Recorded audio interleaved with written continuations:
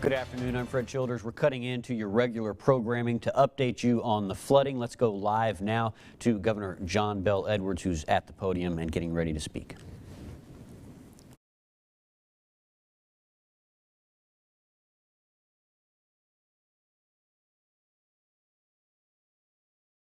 Guard and Colonel Lamar Davis, who is Superintendent of Louisiana State Police. Obviously, we are having this press conference because of the weather that we've experienced across South Louisiana over the last 24 hours plus. Yesterday afternoon, I did declare a statewide state of emergency because of the severe weather. As you know, today we closed state offices in 4 parishes, those being Calcasieu, East Baton Rouge, Iberville, and Ascension. If there are going to be additional closures tomorrow, we'll make that announcement later this afternoon. As you all may be aware, some parts of Lake Charles received up to 15 inches of rain in localized areas, which caused, and by the way, this fell over just 8 to 10 hours, an extreme amount of rain that caused extensive street flooding, and we know that many residences and businesses were flooded as well. And for the people in Southwest Louisiana who've been adversely affected by this weather event, our hearts are truly breaking. I'm sorry that you are having to deal with this again. It was just a couple of weeks ago that President Biden was in Lake Charles to discuss infrastructure and hurricane recovery. And here we are with another natural disaster that has set back those recovery efforts and caused damages, quite frankly, in places that were not damaged by Hurricane Laura or Delta. I have been in frequent contact with Mayor Nick Hunter, and we continue to coordinate to ensure that all requests for assistance are being met. And of course, here at GOHSEP, we're talking to all the parishes around the state routinely, and that includes Calcasieu Parish and the folks there at their emergency operations center. I'm doing the same thing here in East Baton Rouge with Mayor Sharon Weston Broom. Areas from Baton Rouge to Gonzales appear to be the most impacted in southeast Louisiana, with upwards of 13 inches of rain that caused extensive flooding in that area. We know that that flooding extended for a big part of the river parishes as well. A lot of folks have been making comparisons already to 2016, especially the August flood. And obviously, anytime you have severe flooding of this nature, that I think there are comparisons to be made. This time, though, we've had breaks in the rain that we didn't have before.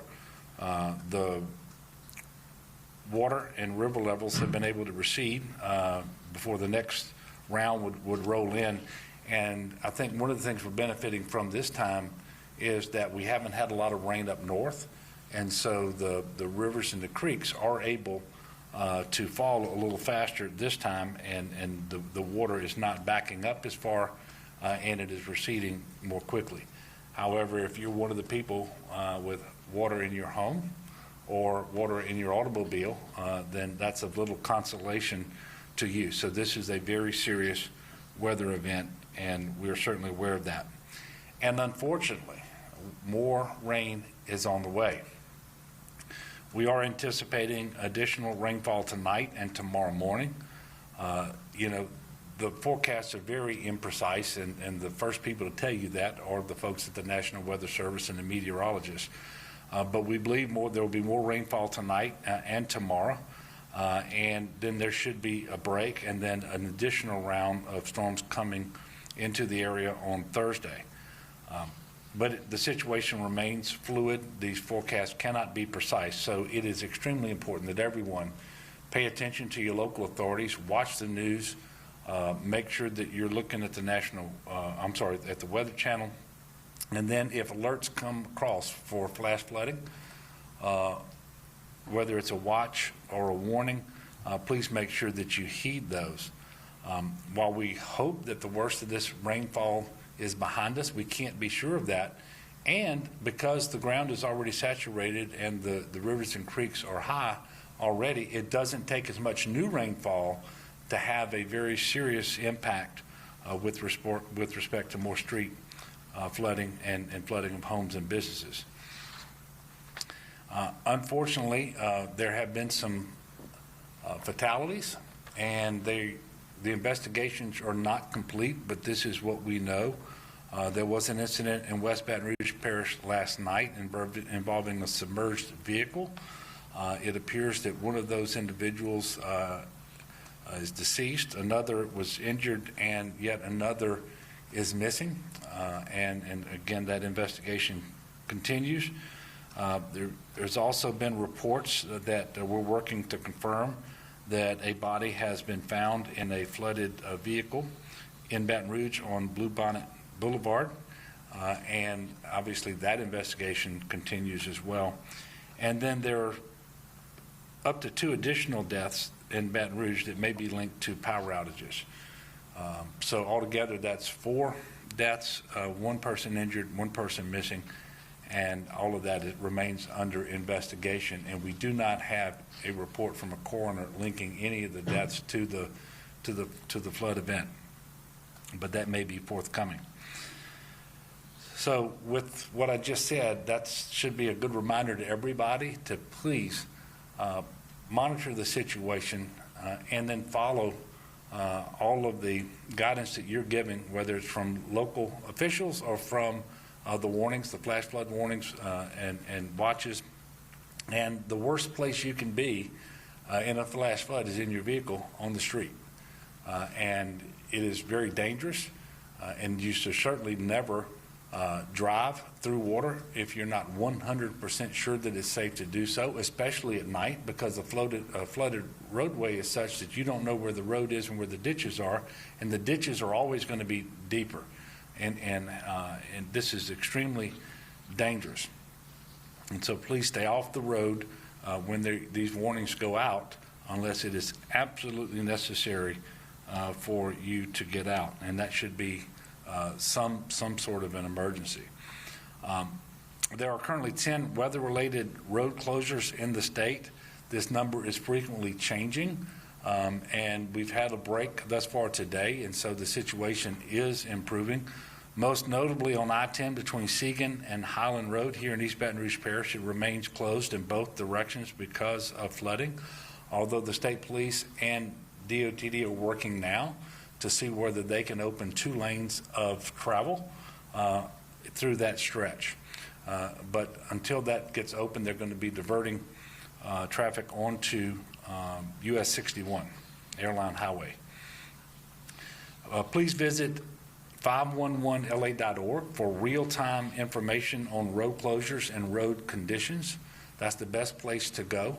That's 511la.org. It'll tell you exactly which roads are closed, which ones are open, and when there's a change in the status of a particular road, that'll be reflected there as well.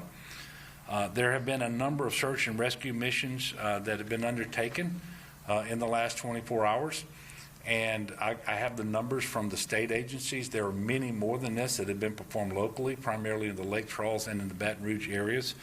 But I can tell you that in Lake Charles, the Wildlife and Fisheries rescued 110 people and 15 pets. In Lake Charles, the State Fire Marshal's Office rescued 78 people and 5 pets, and they rescued an additional 8 individuals in Baton Rouge. And in Lake Charles, the Louisiana National Guard rescued 19 people and 2 pets.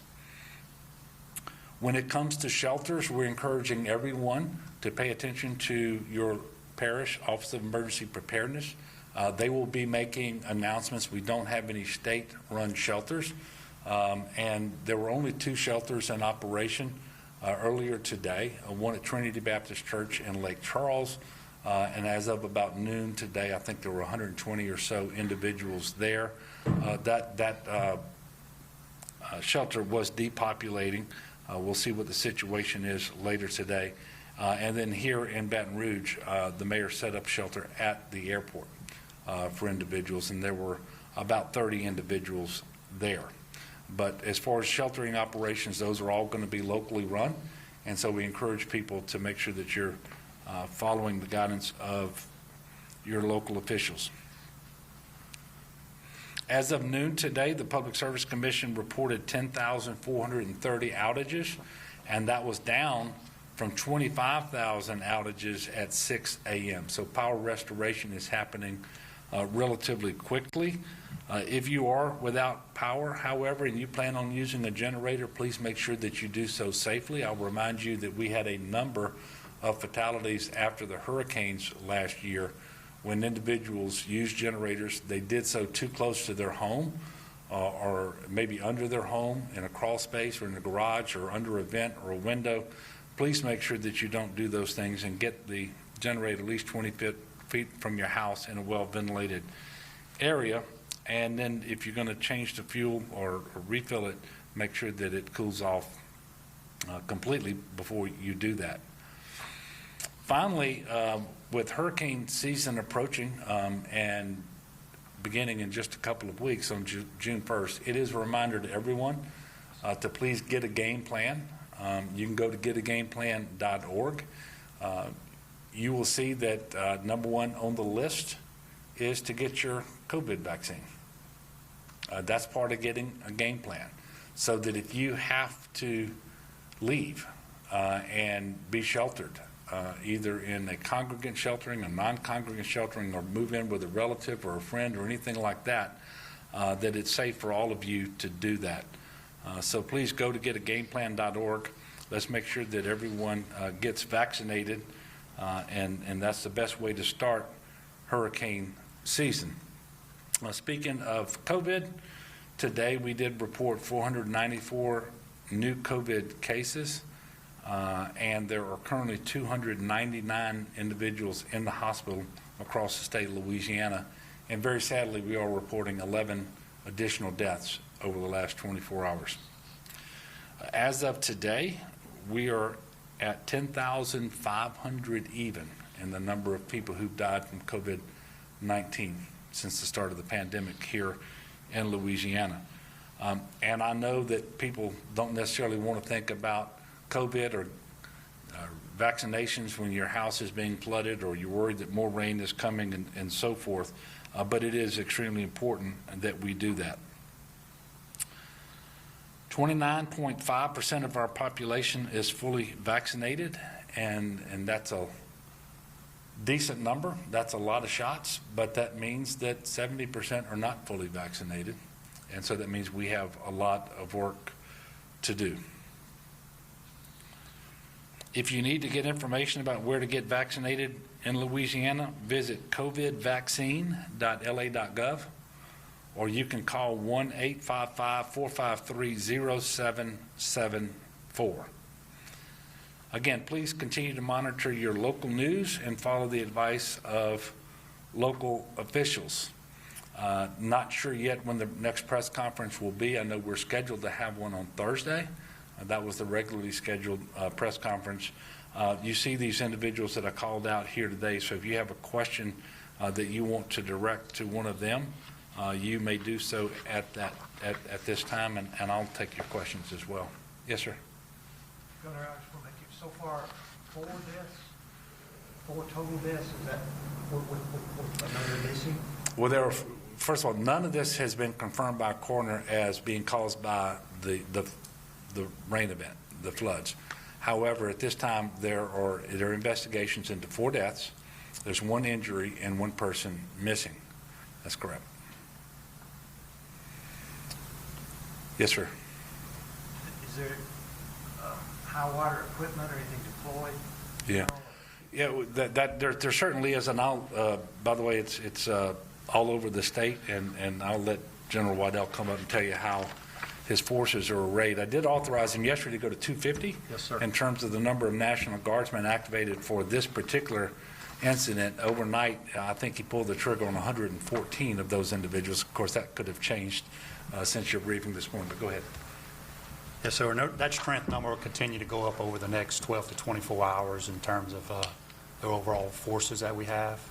As far as the high water vehicles, currently we have 20 high water vehicles and 10 boats in Calcasieu Parish, 4 boats and 4 high water vehicles in Vermilion Parish. We've got 5 high water vehicles and 2 boats in East Baton Rouge, And we also have a quick reaction force in Bel Chase that has 7 high water vehicles ready to go. Please note that we'll continue to increase the number of high water vehicles that we have. We're hoping to get to 20 for East Baton Rouge by the end of the evening. And as we get more requests that come in through Web EOC, we'll continue to do our best to support that. And I'm sorry, you said you ramped up, deployed how many? 250 or, I'm sorry. Right now, as of last night, we had 114. So the next time we do our report, the numbers will go up, and the governor has authorized us to go to 250. And certainly, if we need to go beyond that, I'll go back to the governor for his permission. Thank you. For me or for Jim? Okay. Thank you. Thank you. And getting back to the question that you asked earlier, just a few minutes ago, the East Baton Rouge Parish Coroner did confirm the death of a 33-year-old male. He was found in a flooded vehicle after the water receded in Baton Rouge, and this was the vehicle on Bluebonnet Drive. And he's confirmed that the death is considered storm-related. Yes, sir. I understand it's still an investigation on the power-related deaths. Is this medical equipment failing? Yes. Yeah, as I understand it, and this has not been confirmed yet, potentially they were on oxygen and needed the power in order to receive oxygen. Yes, sir. Do you anticipate requesting federal relief for this?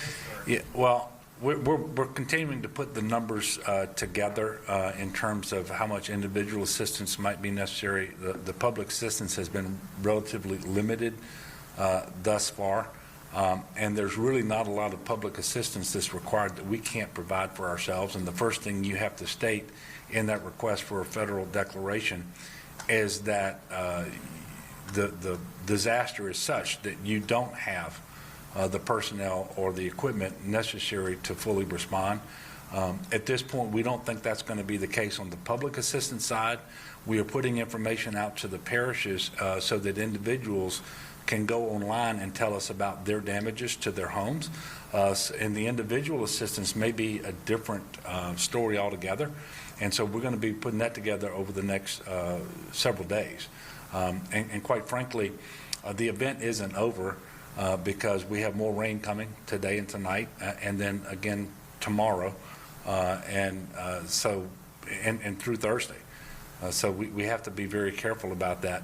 And I want to remind people that it isn't just Baton Rouge and Lake Charles. They got the worst of it last night, but any place in South Louisiana could get it again tonight and then through the rest of the week. Any other questions? Okay. Well, look, thank you all very much. I appreciate you coming out. I would ask us lift up in prayer all the families of the individuals that we just talked about who are deceased or injured or missing, and let's make sure we pull together. Let's be good neighbors to one another in this time when we have so many people whose lives are upside down, but that's especially the case down in Southwest Louisiana, where we know individuals have had their homes now damaged by natural disasters 3 times since August, and some for the first time in this flood, and they didn't flood in Hurricane Delta, for example. So let's do that. Let's pull together, and then we will let you know when the next press conference is.